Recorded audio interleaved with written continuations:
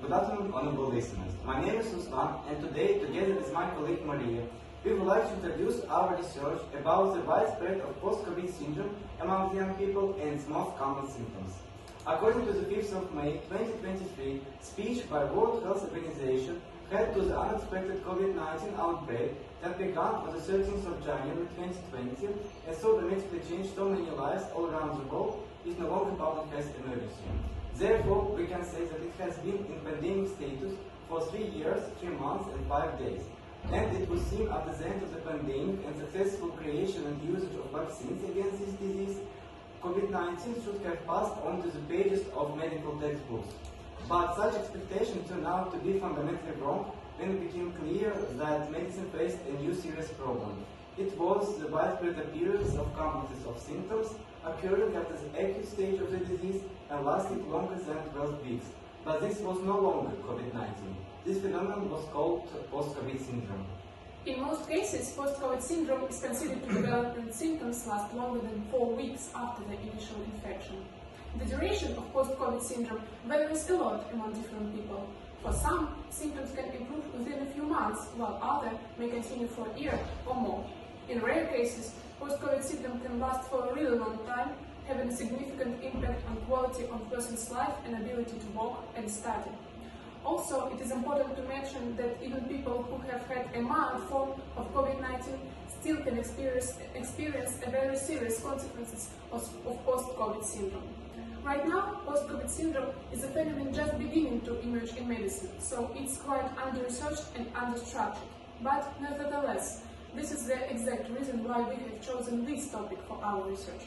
We wondered if this syndrome is common among the young age group, and if so, what symptoms young people more often suffer from. And as a part of our research, we created an anonymous questionnaire using Google Forms internet service.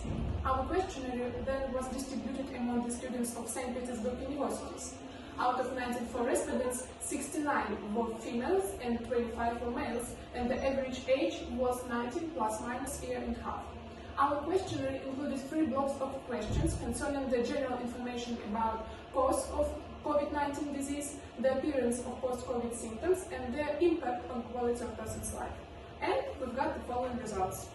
Let's start with some general information. Only 60% of respondents had new coronavirus infection at least one time in their life, of which 24.5% had this infection several times and 36.2% just once. The following problems were identified while analyzing the symptoms that remained with respondents.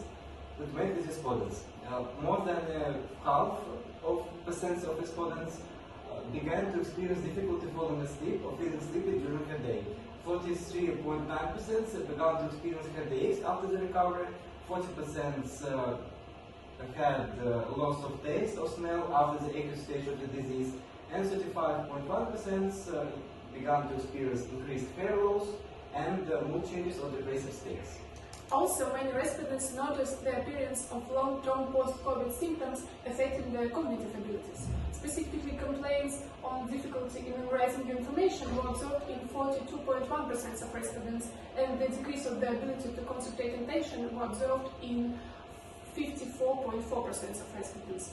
These symptoms are especially alarming as they were observed in almost half of respondents, and also these are factors that can affect the ability of young people to work and study in a proper way. Turning to the blocks of seeking medical help for post-COVID symptoms, we received the following results. Only 21.1% of respondents discussed their symptoms with medical specialists, and 23% take or have taken medications to alleviate these symptoms.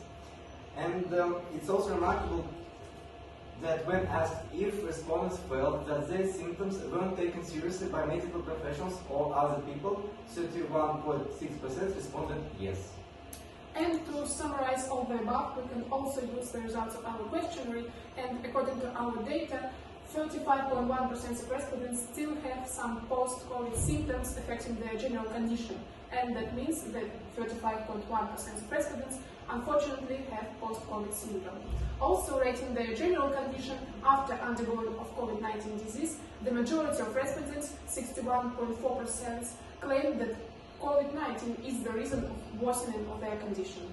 Analyzing the findings, we see that post-COVID syndrome has significant impact on the health and well-being of young people. Such symptoms as difficulty problems, sleeping problems, psycho-emotional problems, and memory issues can seriously affect the young people's quality of life,